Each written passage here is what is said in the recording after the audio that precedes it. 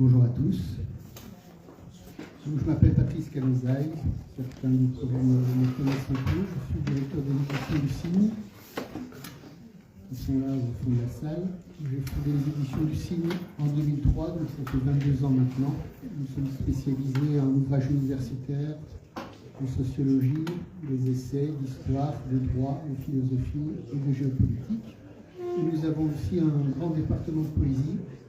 Nous publions des auteurs jeunes, moins jeunes, français, francophones, belges, suisses, québécois et étrangers, qui écrivent en français, des Islandais, des Colombiens, des Slovènes, des Hongrois, ou alors qui sont traduits de langues étrangères, de l'arabe, du russe, de l'espagnol, de langues des pays de l'Est, de partout. Et donc cette activité me donne beaucoup de plaisir parce que je rencontre des gens de tous horizons. Je remercie évidemment l'association Impuline avec laquelle nous travaillons depuis plusieurs années maintenant, avec beaucoup de plaisir, d'amitié et de fidélité. Et je suis là aujourd'hui pour présenter 3 recueils de poésie. Le premier est un recueil de Judith Vieira, un auteur brésilien, qui a été traduit par Maggie de Coster, ici présente. Maggie est journaliste, Maggie est poétesse, Maggie est une amie de l'association Impuline depuis toujours. C'est une amie personnelle depuis 30 ans maintenant, et c'est grâce à elle que j'ai connu Impuline, à Mar, à Seine, et c'est grâce à elle que je suis ici chaque année depuis toutes les manifestations que fait Impuline. Donc voilà, Maggie, je te laisse la parole pour te présenter, parce que là, tu as publié beaucoup de recueils de poésie et plein de choses dans ta vie, mais là, tu as ta casquette de traductrice pour parler de Judith Vieira, un poète brésilien, et je te laisse la parole. Merci. Merci Patrice. Alors, Judith Vieira, c'est un auteur brésilien. C'est un auteur brésilien. Il était procureur de l'État de Brasilia et aussi juriste. Voilà. Et c'est son deuxième recueil que j'ai traduit de l'espagnol en français, publié aux éditions du Cygne. Et le premier recueil s'appelle Déchirure du voile de la... Non, attends, c'est en français. C'est Déchirure du voile de la solitude. Voilà. Alors pour moi, je ne l'ai pas traduit du portugais en français. Je l'ai traduit de l'espagnol en français parce que notre langue de communication, c'est l'espagnol, parce que bon, lui, il est bilingue, portugais et espagnol, parce qu'il a fait sa thèse de doctorat en Argentine. Donc voilà. Alors, Patrice a préféré garder la version originelle. Voilà. C'est pour ça que c'est en portugais et français. Mais j'ai traduit de l'espagnol en français. Alors, je vais vous lire en français, pas en portugais.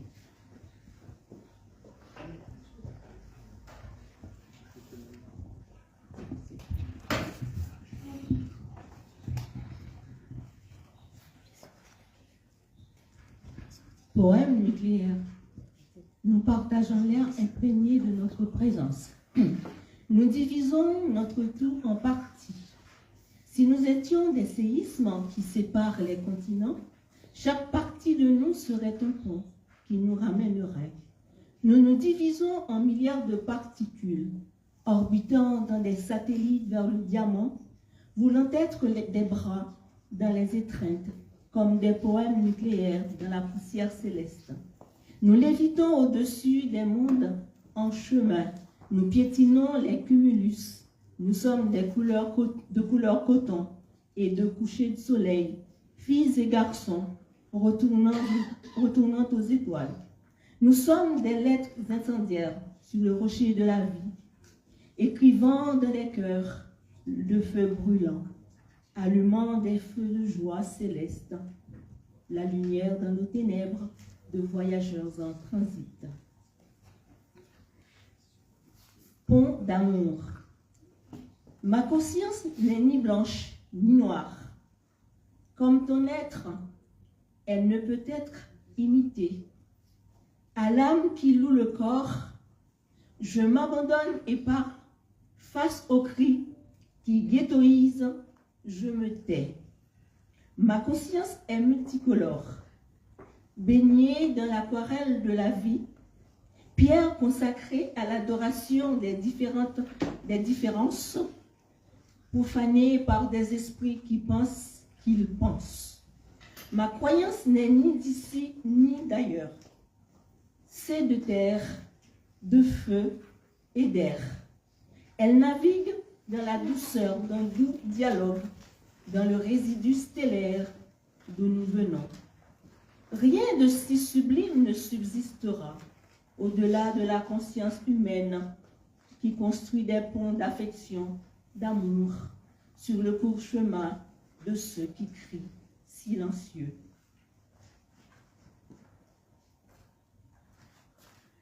Mon horizon illusoire, mon corps, ton corps illuminé comme une bougie allumée entre toi et moi, ton souffle a soufflé dans le mien, l'air que nous respirons, toi et moi. Notre désir, passion folle, cela m'a fait écrire, voler, grimper, glisser. Nous étions dans le delta, dans la même rivière, dense, ta mer coulait en moi. Le temps ne s'est arrêté ni vieilli. Sur notre peau nue, la fin d'aimer, dans lequel nous fusionnons les âmes sauvages, cela ne s'est pas calmé, même au crépuscule. Nous sommes feu et magma, l'explosion volcanique du plaisir, l'avalanche qui entoure nos désirs, alors que nous naviguons depuis l'aube. Et dans les nuits sombres de nos jours, nous sommes la couverture de fourrure qui réchauffe les nuits. Nous sommes l'horizon illusoire de notre fusion, vivace comme les fleurs dans les jardins. Demain, je ne sais pas.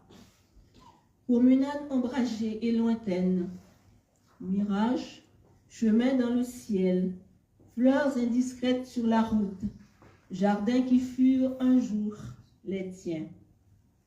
Maintenant, isolés dans le paradis interdit, nous n'étions rien de plus qu'une nuit d'amour, blessés parmi tant d'allées et venues enveloppées de cendres, des yeux et des regards de doutes sanglants. Des certitudes dans les couloirs de fleurs pâles, le chaos des préoccupations abstraites, proche des certitudes puériles. Aujourd'hui, je doute, demain, je ne sais pas.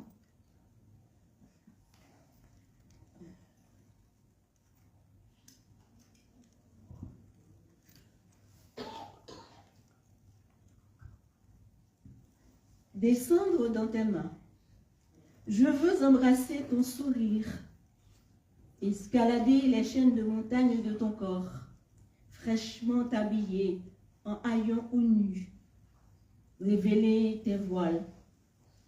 Je veux la cachette de tes nymphes, pour y féconder notre amour, m'immerger dans ta sueur, tisser des lits où tu t'endormiras en pensant à nous.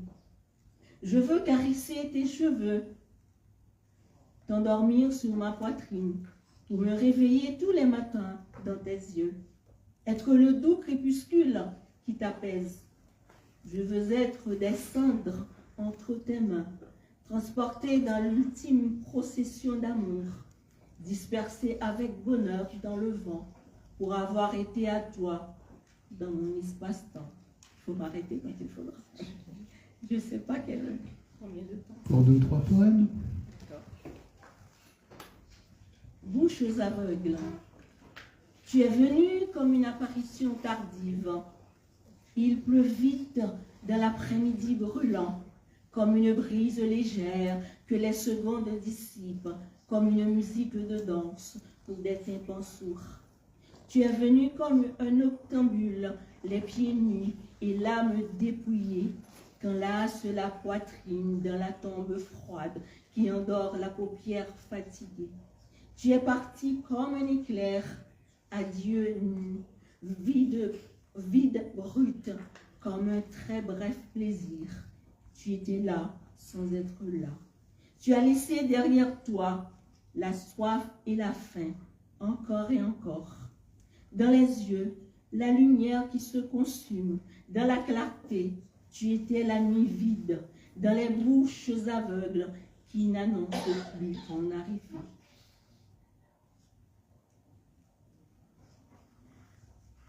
Quand mon être rencontre le tien, de la fusion la plus longue et la plus complexe de l'humanité, nous marcherons dans le temps et l'espace entre les étoiles, et nous serons la dualité d'une seule âme. Invitation au présent continu, promenade poétique, montée des marches des sonnets. Je voulais t'écrire en vers de 12 syllabes sur des ronds-points escarpés et parfumés, comme un poète te guide à travers des sensations spatiales pour que, quand on se retrouve avec des pages blanches, sans aucune note de bas de page pour nous l'expliquer, nous continuons à être le mélange de l'humain qui nous habite.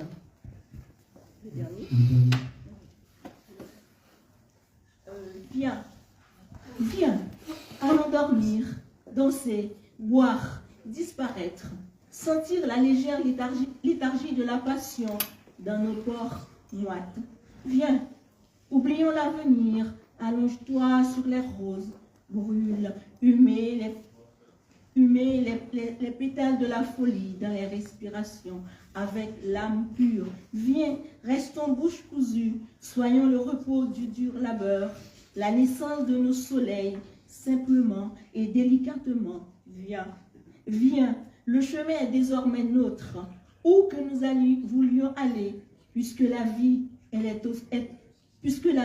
elle aussi s'en va, là où nous ne voulons pas aller. Merci. Et merci pour tout le temps. Vera, qui est à l'autre bout du monde aujourd'hui, et il est ravi de savoir que ces mots sont lus par toi ici aujourd'hui à Paris. Merci. Merci beaucoup.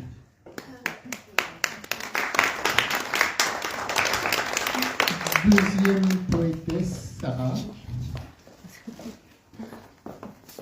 Mostrel. On va prendre quelques photos.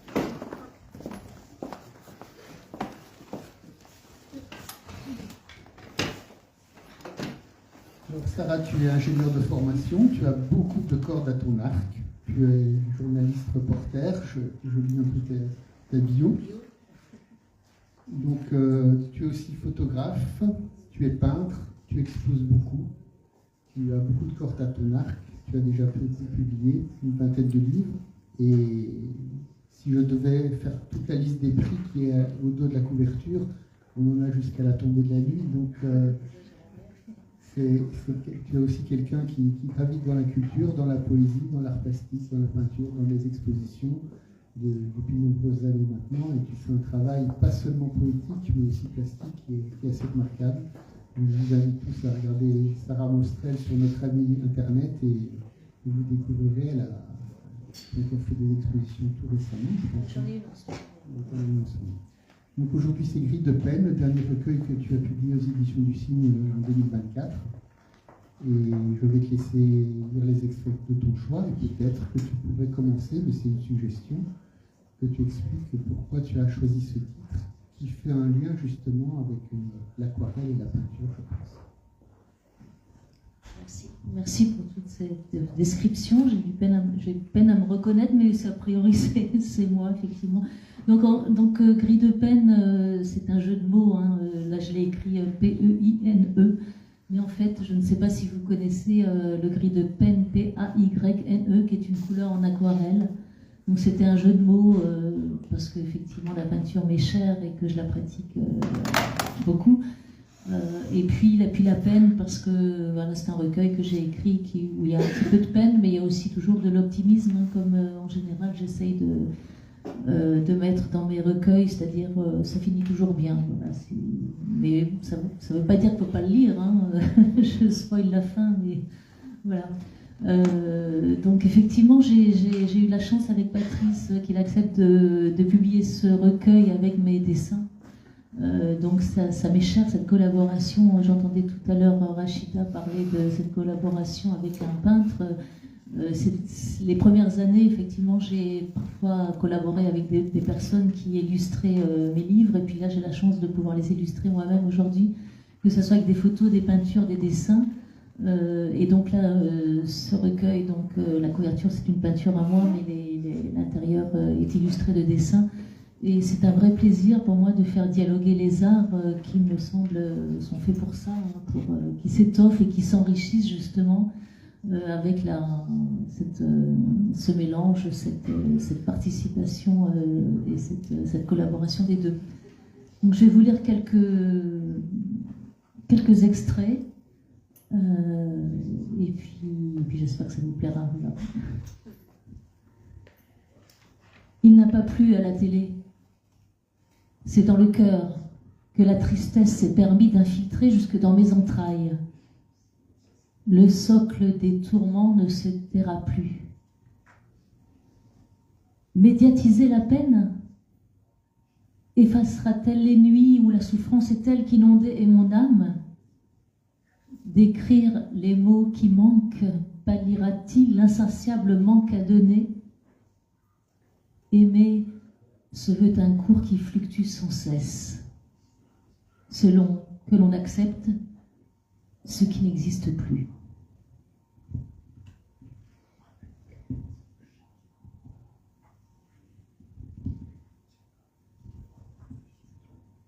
Comment se passer de l'aube grandissante, du matin amoureux, des formes et du fond?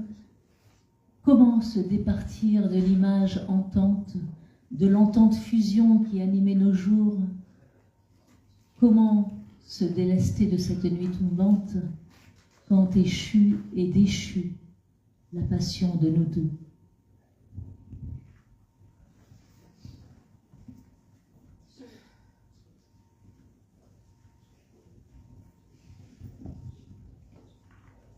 Toutes les petites lueurs qui font battre mon cœur clignotent en furie, se pâment en délire, avant, ô damnation, de s'étendre en masse, parfois dès l'heure de leur apparition.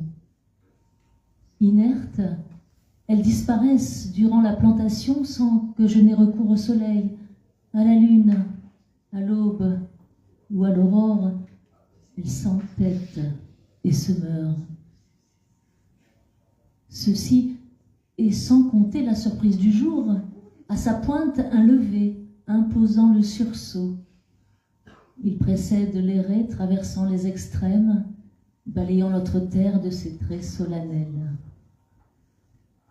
En mon âme béante, au crépuscule du soir, une nouvelle lumière s'infiltre, telle une étoile, un paradis ombré qui cède sa promesse à ma pensée inerte. Et mon cœur qui renaît. Je vous ai dit que ça finissait bien en général.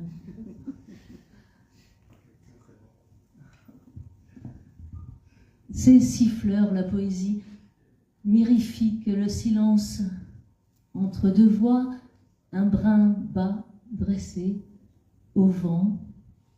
Au bout, une fleur rigole et la terre s'enguirlande. Le sourire fleure la rose et exhale ses senteurs. Les papillons butinent, le bouton qui se donne comme l'enfant papillonne et joyeusement badine. Il effeuille les âmes libres, la raison empourprée, les magnolas, les cystes et son livre à corps joie. Flore qui a connu l'amour, l'émotion à l'eau de rose, coupant l'herbe sous le pied, sous la jupe des anémones, sous les lauriers envahis, le sol enfin se repose et dépose le poteau rose au ras des marguerites.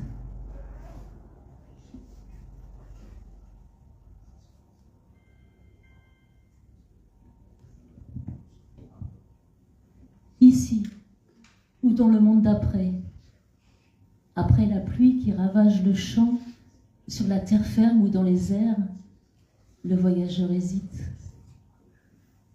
Se soumettre à l'improbable, accepter l'issue à son insu ou revenir en arrière. Au fond, il n'y a pas d'exutoire.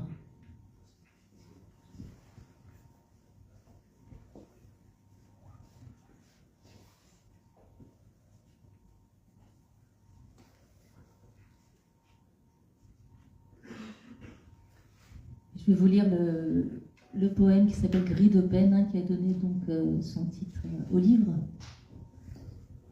De grâce, assemblés en un refrain joyeux, plis et mots, lettres et notes en des vers radieux. Soufflez dans les nuits le jour incandescent, un soleil radiant qui jamais ne s'éteint. Grâce à vous peut-être, je serai moins anxieux. Je regarderai la lune sans penser au vautour. Je ferai comme si je n'avais rien vu, comme si je n'avais jamais vécu encore. Par grâce, par bonté, en cette fin de saison, j'aperçois une beauté, poésie et guirlandes. L'humeur est à la fête quand j'y songe. Enfin, dans le noir, il est même possible de penser clair. Charmant, reconnaissant, aimable, me direz-vous, sont les attributs de ce thème gracieux pour lequel gentillesse, grand art, délicatesse se prêtent à des regards aptes à la bienveillance. Pourtant, un coup de grâce m'étreint soudainement. La dure réalité reprend de la vigueur. Et je lutte contre le flux de mes humeurs bien tristes. Il faut se ressaisir, se faire plus optimiste. Comment se départir de ces tirets maudits, effacer, enterrer ces lignes jusqu'à l'oubli? Comme une pluie de grêle, la folie nous entraîne, elle nous mène, nous surmène, nous traîne, et l'on subit. Finir sur un ton plus optimiste, parce que j'ai dit que j'étais optimiste, donc je suis obligée de tenir le truc. Exactement.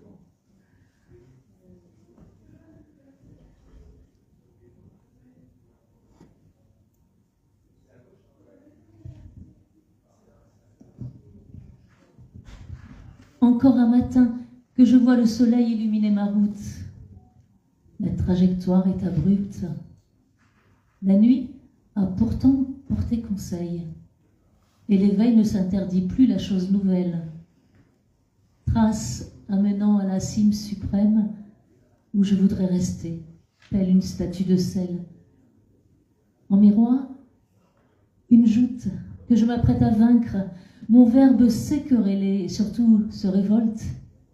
La médiocrité ne saurait remporter la dispute mythique des sages et des fous.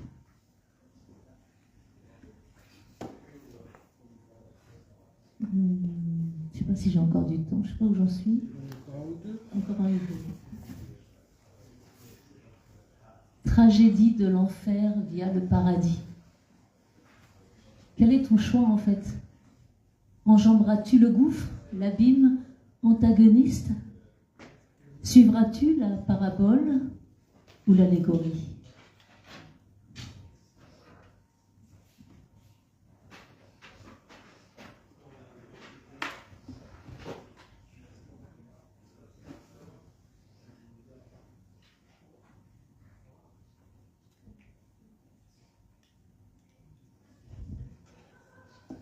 Précoce est l'automne de nos jeunes années. Elles se sont éméchées dans un tourbillon lent. Il était vent contraire, enlevant farouchement tout espoir de retouche, de retour en arrière. Il n'est point de chicane dans cette antinomie. La mer en est témoin, mais colchique aussi. Je vous montre juste quelques petites illustrations peut-être du recueil pour que vous fassiez une idée. Alors c'est un peu différents suivant les poèmes. Là. Je ne sais pas si vous voyez de loin. Je ne ferai pas de commentaire. Si, là, je vais faire un commentaire. Il y a un gros bisou, donc c'est sympa. Tout va bien.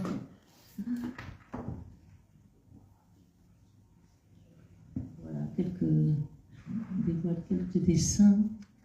On dévoile pas tout aussi.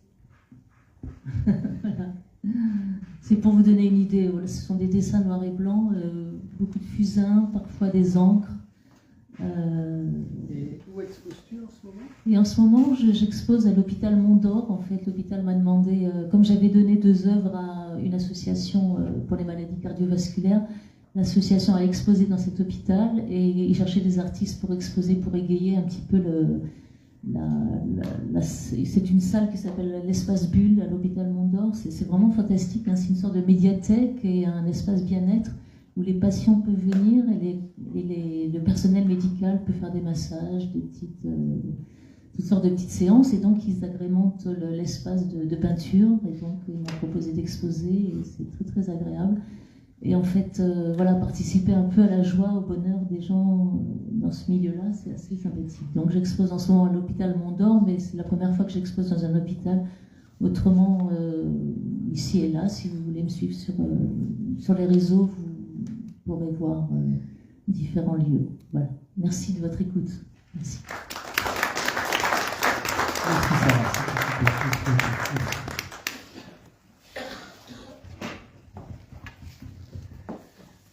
Et nous allons accueillir notre troisième et dernière poétesse du jour, qui s'appelle Léa Spech-Métral.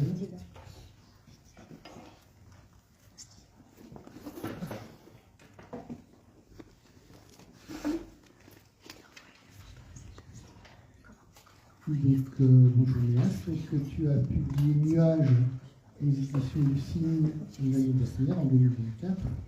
L'année dernière, c'est pas loin, on n'est que 10 jours. Dans la collection Voix au poème, dirigée par Arnaud Lebrec, de nos directeurs de collection, que je remercie au passage, parce que même si je mets les éditions du Cygne avec beaucoup d'énergie, je suis heureusement secondé par des gens formidables et Arnaud fait partie.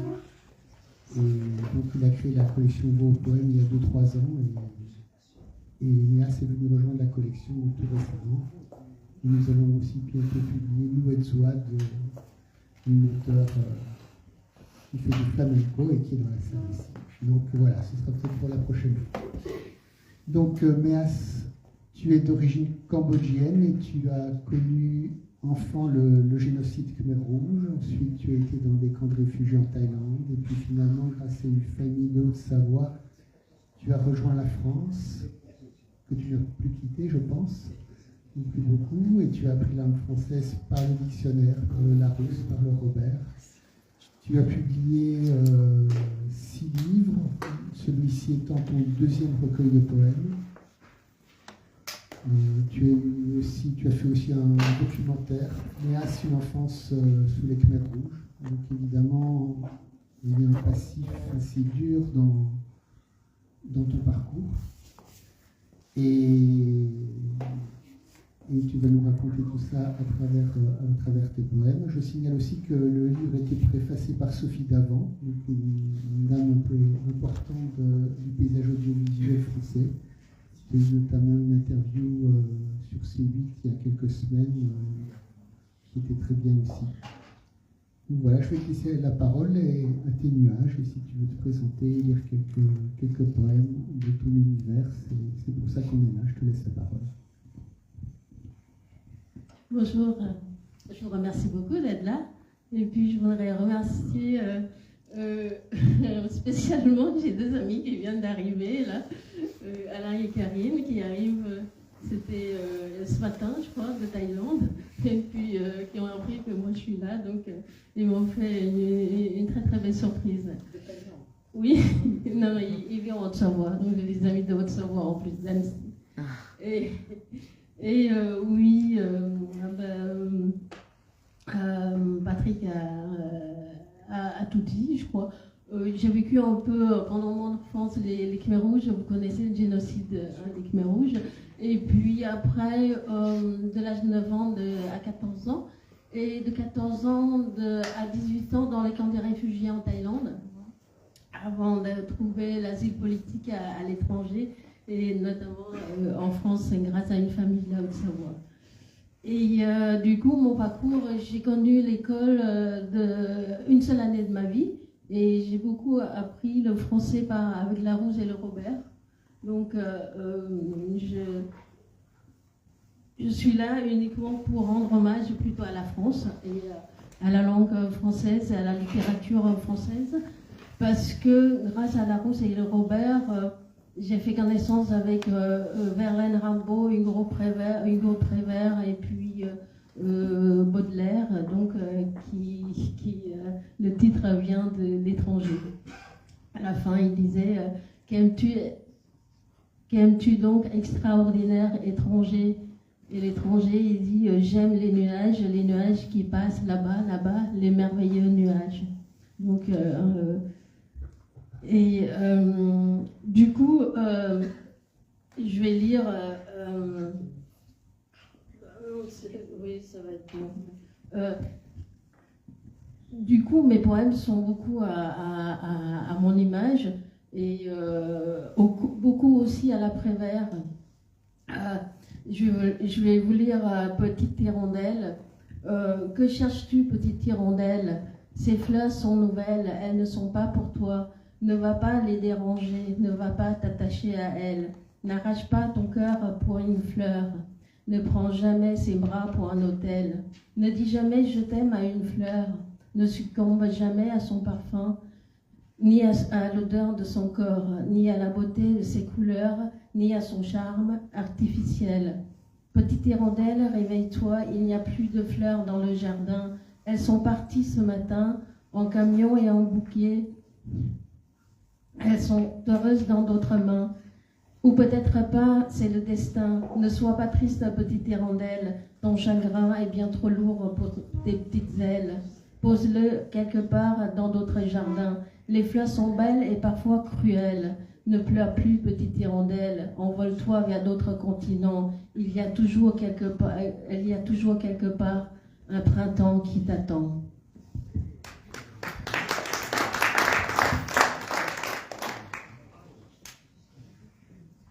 Et il y a des choses qui sont assez longues, mais il y a des choses qui sont assez longues, très longues même. Je vais vous lire tout ce qui est court. Le titre, ça s'appelle Monsieur Liberté. Peut-être un jour, juste un petit tour de parapente. Les montagnes à vos pieds, les paysages sauvages. Vous êtes nulle part, juste sur un tapis volant. Le vent sur votre visage, bel oiseau sauvage. Liberté, ville, liberté, j'écris ton nom sur un nuage. Ceci est un message de Paul Éluard.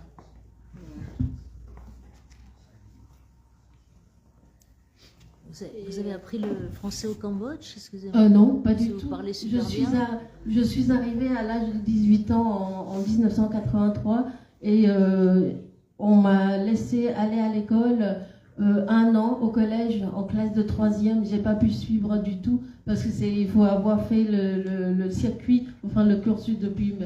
Voilà.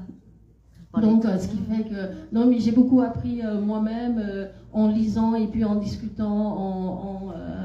Je vous ai dit, c'est beaucoup grâce à la Rousse et puis le Robert. Donc, je ne sais pas, j'ai encore le temps de lire encore un peu, un long, oui.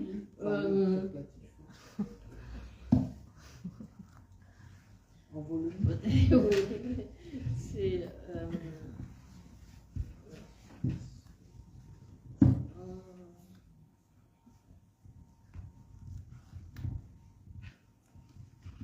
Et c'est souvent, c'est parce que moi je travaillais à Annecy, en Haute-Savoie, je faisais le ménage dans une clinique privée. Et puis, à partir de cette expérience, j'ai croisé beaucoup de gens qui étaient venus, des patients.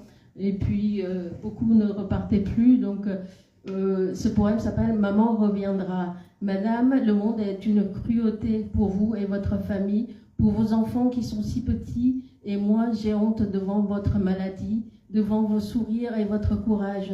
Et j'ai honte d'être là, impuissante devant ce que je vois, devant votre combat, devant vos enfants, qui gardent l'espoir que maman reviendra, maman guérira. Il m'arrive de pleurer seul dans la forêt, de parler aux arbres et au vent, ô Dieu s'il en existe un, de crier en silence, de parler de vous à moi-même, de votre souffrance et de l'atrocité, de la maladie, de cette maladie qui vous déchire, qui vous éloigne lentement de ceux qui vous aiment. Vos sourires, les sourires de vos enfants innocents, inconscients, qui vous rendent si heureux, si heureuse, si heureuse, mais pour encore combien de temps? Ces promenades, main dans la main, doucement sur le chemin, des chuchotements, des mots d'amour, des espoirs qui brillent dans leurs yeux d'enfants. Oui, maman reviendra, maman guérira, maman se battra, maman ira jusqu'au bout, maman survivra pour nous, maman vaincra cette maladie qui nous rend fous, maman tient encore bien debout, maman a encore tant d'amour à nous donner, maman, 40 ans, c'est trop tôt pour s'en aller. Maman, nous t'aimons, nous nous battrons pour toi, tu reviendras à la maison, nous ne nous séparerons plus jamais. Nous resterons toujours ensemble comme nous l'avons toujours été. Il n'y aura jamais une âme assez puissante pour nous séparer. Puis un jour, c'est le silence. Le ciel ne tourbillonne plus après un orage qui a déchiré le cœur de chacun. Les failles se referment après un violent tremblement de terre, après une violente secousse qui a emporté tous les souvenirs. Je n'ai jamais revu vos enfants, personne de votre famille dans l'établissement. Ces couloirs qui sont si tristes me font penser à vous très souvent. Je me souviens de vos sourires, je me souviens de mes larmes, des adieux si douloureux, puis le silence éternel. Je n'ose plus entrer dans cette chambre bleue, j'ai encore vos douleurs dans mes veines. Devant cette chambre vide, j'ai de la haine. Contre qui, je ne sais pas vraiment. Peut-être contre ce lit au drap blanc, déjà refait pour accueillir notre personne.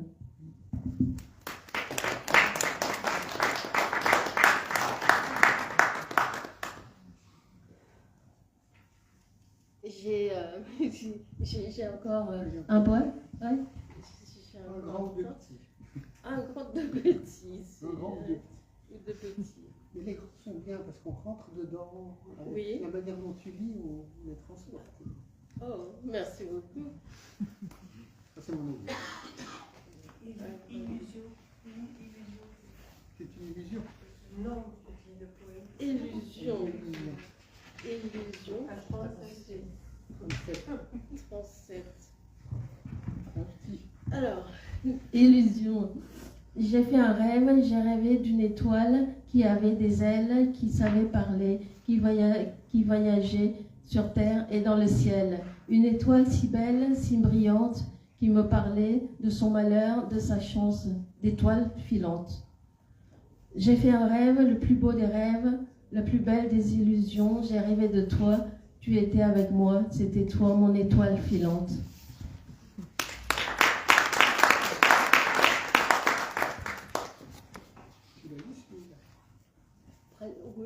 Oui, ça je peux, oui, je vais. Non, pas encore, mais je vais dire.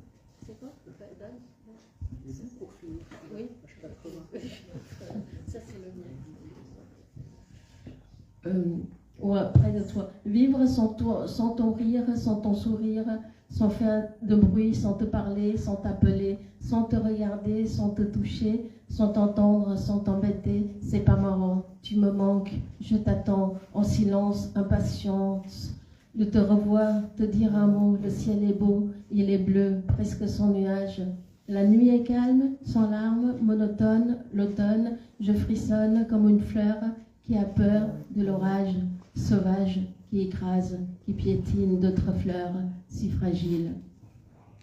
Et mon cœur déchiré, explosé, en silence, en t'attendant, en t'espérant, en rêvant toutes les nuits d'une image qui te ressemble. D'une voix près de moi, près de toi, je m'endors. J'ai mon froid, j'ai mon peur de la nuit et du noir et du matin et du jour. Près de toi, je peux voir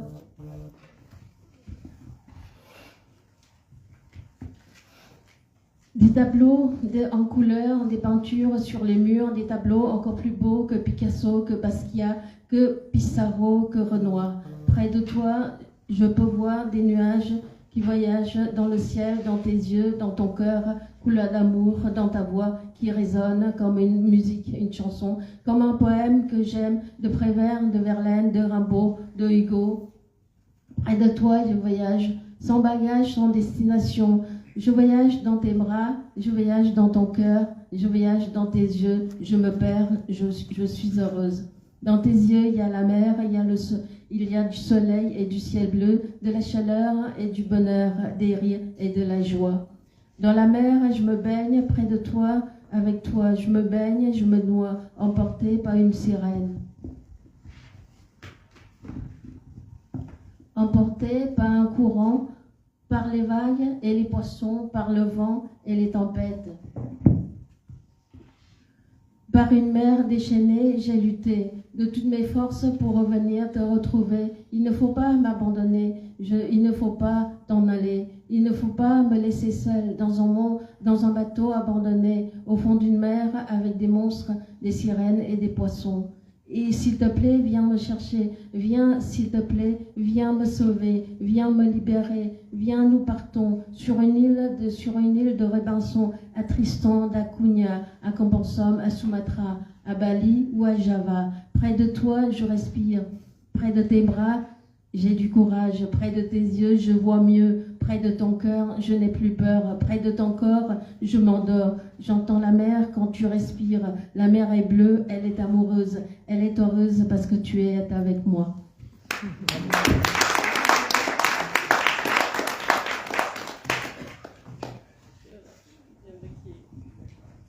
Merci, j'ai beaucoup aimé la manière dont tu as lu, on est assez transporté par cette vague, ces nuages.